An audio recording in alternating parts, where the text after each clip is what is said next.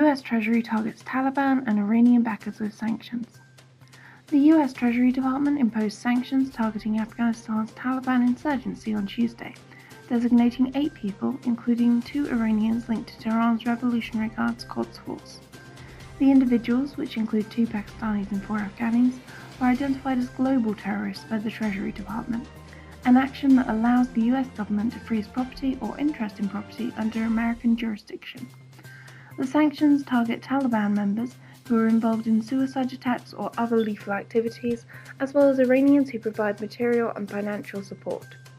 The Treasury said in a statement, Iran's provision of military training, financing and weapons to the Taliban is yet another example of Tehran's blatant regional meddling and support for terrorism.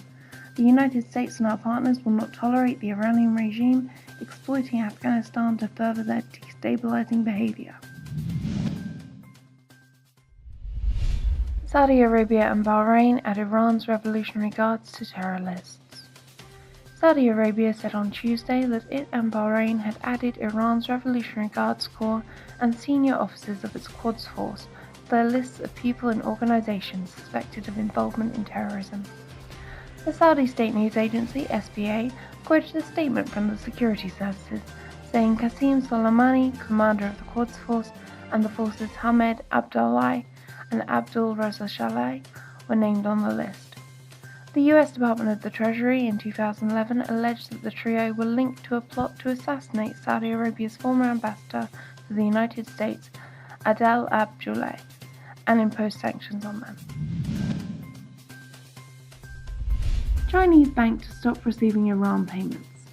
The Bank of Kunlun, the key Chinese conduit for transactions with Iran, is set to stop handling payments from the Islamic Republic under pressure of imminent US sanctions against the country, 4 sources familiar with the matter told Reuters.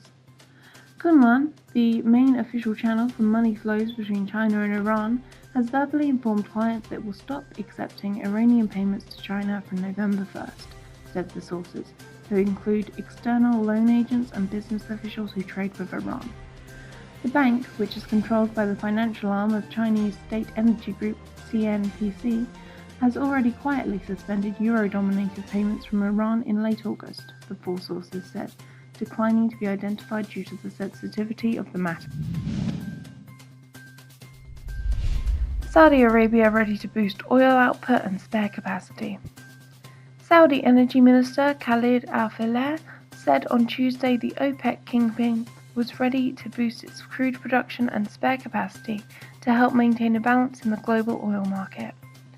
Speaking at an investment conference in Riyadh, Faleh also said OPEC and non-OPEC producers were expected to sign in December an open-ended agreement to continue cooperation in the energy markets. Saudi Arabia has already boosted its daily output to well over 10.5 million barrels per day to meet rising demands in the wake of several production disruptions in other countries.